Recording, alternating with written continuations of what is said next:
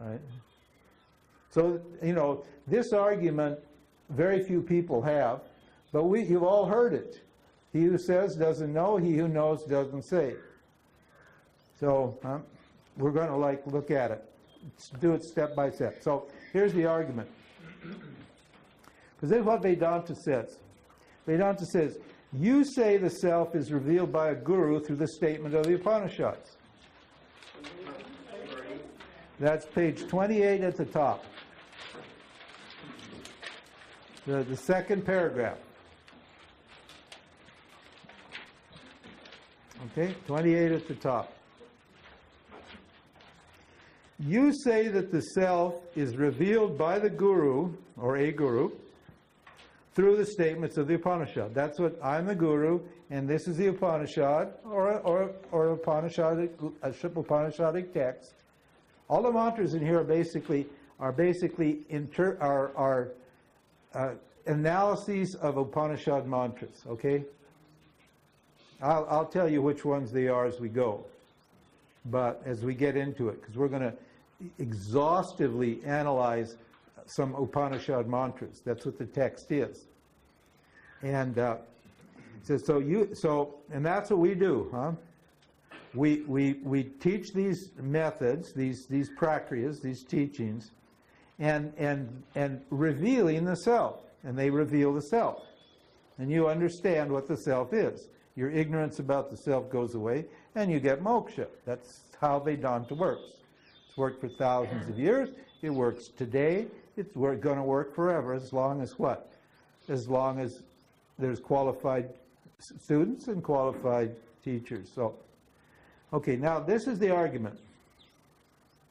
He's going to tell you why it doesn't work. See if you can follow it. It's subtle. This is the Purva Pakshi. He's arguing. He said, you say the self is revealed by a guru through the statements of Vedanta, the Upanishads. You say the guru is the subject of the revelation. The teaching is the instrument of the revelation, and the self is the object of the revelation. It's reasonable, isn't it?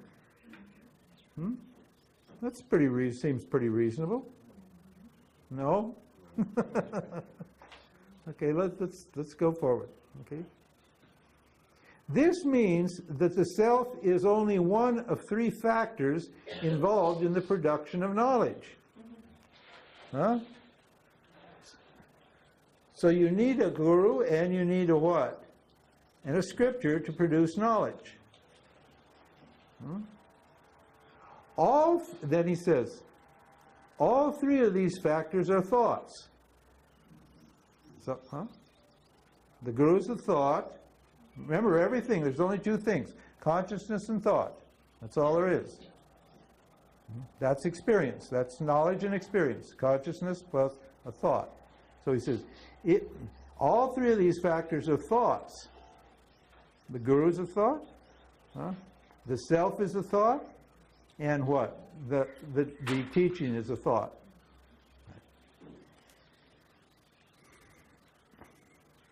If you say that the self is a revealed object, it's only a thought. Indirect knowledge is what? Is a thought, isn't it? That's indirect knowledge. Okay? Thoughts, see the logic, see how clever this fellow is. Thoughts are in the field of duality. Right? There's no thoughts in here in awareness. So all the thoughts are down here. The self's down here, the teacher's down here, and the enlightenment or the revelation, the moksha, is down here. Right? In where? In duality. If they're in what? In duality, in mithya, what? They are only apparently real. Huh? Huh? See how he gets there? That's pretty clever, huh? See how he's got him all the way down in here? But the self is non-dual. But you say the self is non-dual.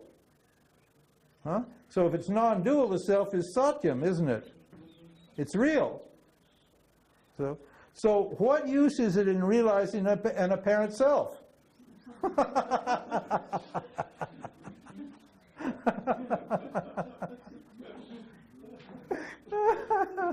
Oh, Lord. Now, he says, okay, here's what we think you should do. Since you caught yourself in this logical trap. Actually, he's caught in a logical trap. But he thinks we're caught in a logical trap. So what?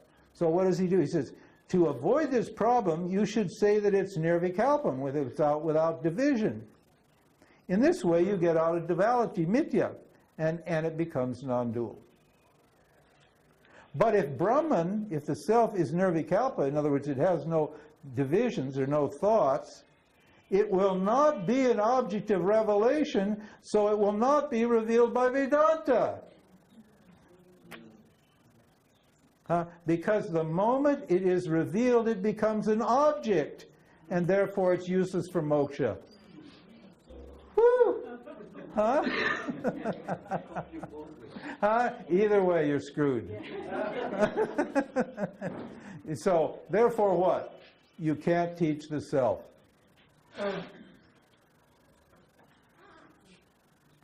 Now, how do you argue against that? Well, you can in Vidya. You can teach it in Mithya, but what? Logical arguments, where do they stop? They stop at the Maya line.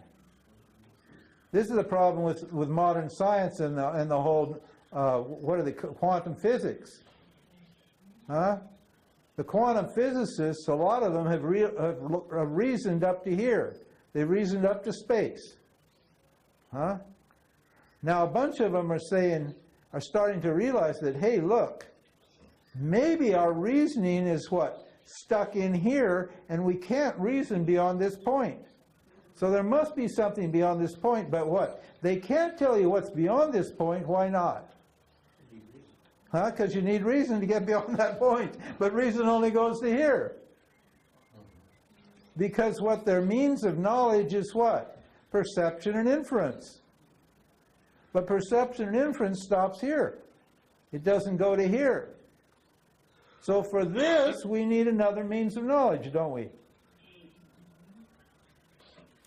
Logical reasoning is not going to get us to here. So we need another means of knowledge. What's that means of knowledge? Vedanta. Isn't Vedanta just removing ignorance? It's not revealing the self. That's right, but that, in that way the self is revealed because the self is always present. But he's thinking that what? The Vedanta is producing moksha. No, see? He said you have these three factors and you're working them together in Maya, and therefore the revelation comes in Maya. But the self is already present. So there's no revelation. The revelation is an apparent revelation when the ignorance is removed. It's not a revelation at all because you always knew who you were. And when people realize who they are, they always tell me. It's like they want to diminish me or something like that. You say, well, I knew that all along. I want some credit, you see. I say, oh, no, I knew that all along. You didn't tell me anything new. That's right. I didn't tell you anything new at all. I don't want credit, but I'm just making a joke out of this.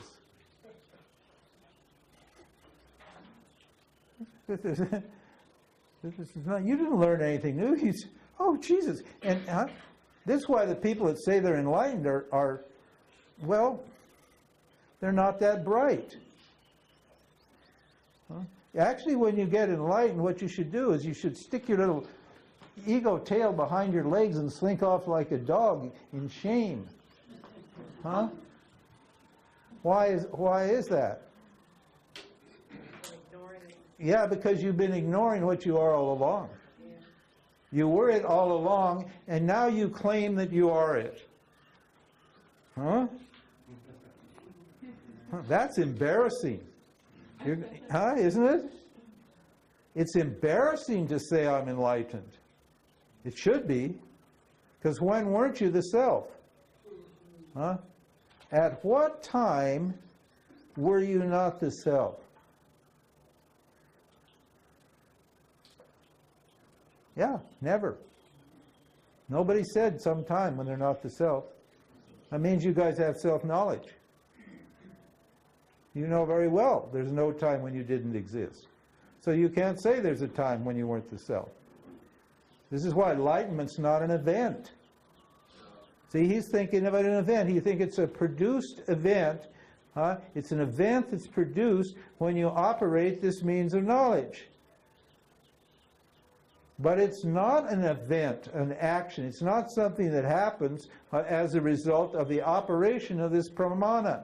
It's something that seems to happen because why? You've taken away the ignorance, and something that was always there suddenly becomes obvious. But it was not, the self was not produced by the pramana. The self was what? The ignorance was removed. So that's why I said in the very first day, I said, hey, I don't have to enlighten you. You're already enlightened. I don't have to prove you exist. I don't have to do anything except get rid of your ignorance. That's a hard job. The teaching here has got to get rid of your ignorance. You always were the self. So Vidyaranya, what does he do? He's clever. He's very clever. He doesn't, like this fellow I chased out. I didn't want to go through the whole thing with him. I was bored, and I knew there was no way, because this guy was a hard head. He was a knucklehead. You could whack him on the head with every reasonable argument, and he was going to say no. Because he had his own ideas, and he was really sure. He was absolutely convinced he only wanted truth, and he was absolutely convinced he's the only one that knew what truth was. Huh? Uh-huh. How can you say all I want is truth, and then what? If you want truth, then means what? You don't know what truth is, right? And therefore, everything you hear is not the truth. Then that means you know the truth. It doesn't work. So Vidyaranya, he's clever.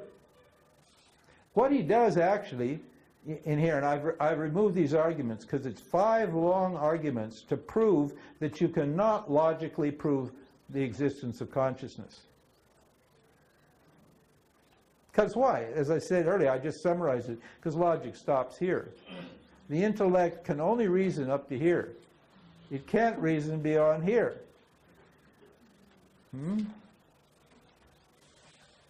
That's why Vedanta is not a philosophy. Philosophies are all arguments and reasons in Maya. But Vedanta's means of knowledge doesn't come from Maya. Vedanta is based upon what? Awareness. It's awareness revealing itself. That's hard to accept. Because every bit of knowledge that we have, it's called paravidya. It's limited knowledge in Maya. This is the world of limited knowledge.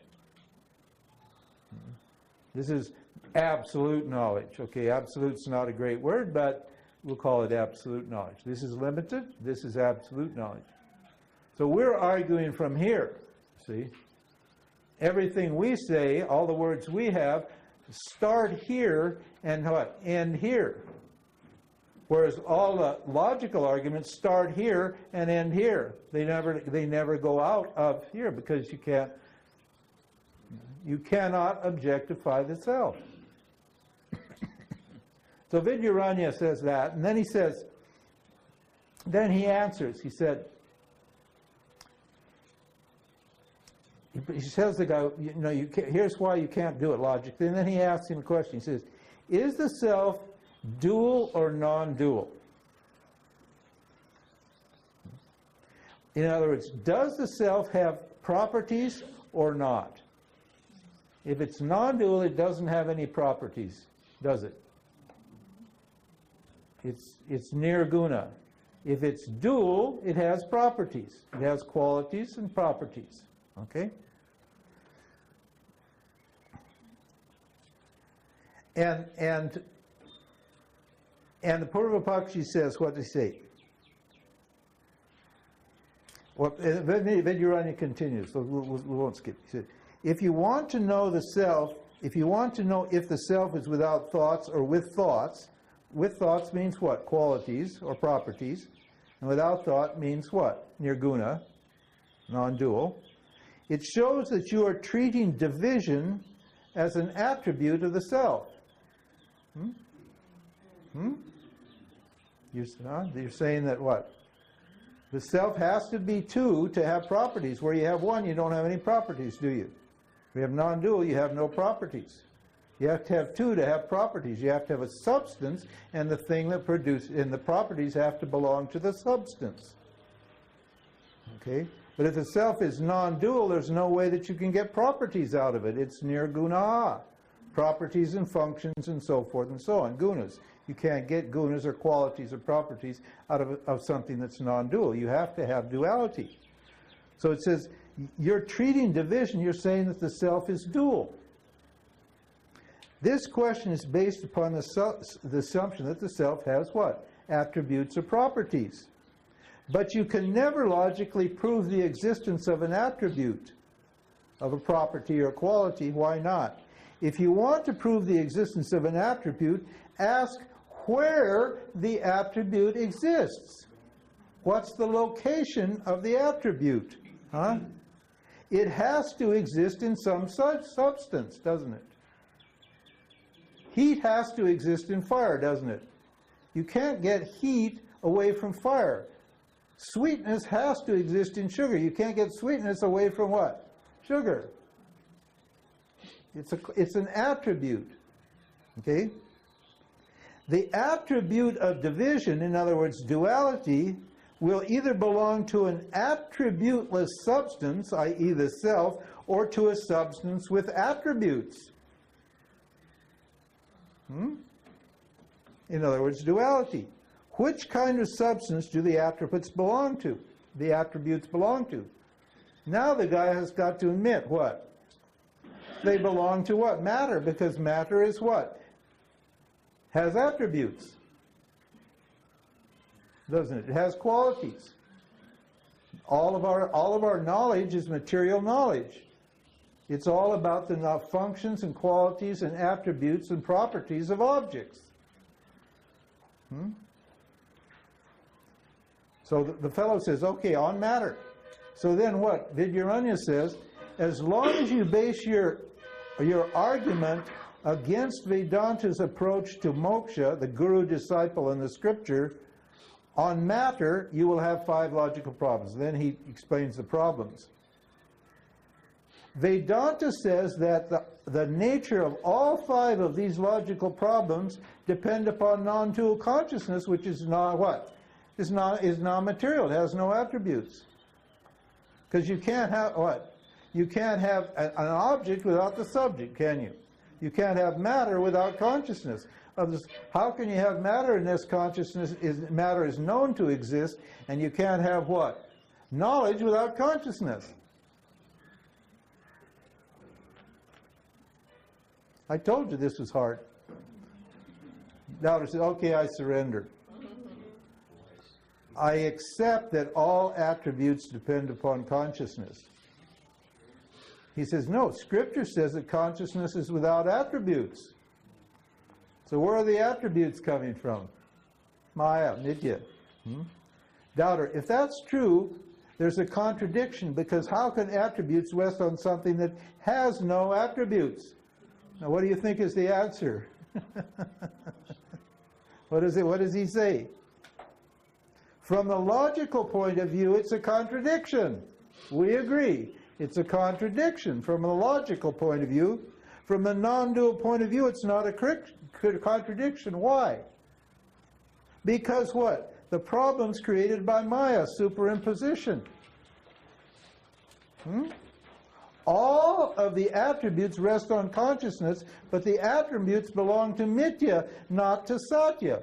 They belong to the lower order of reality. They don't belong to what? Satya. If something is Mithya, now look at listen to this.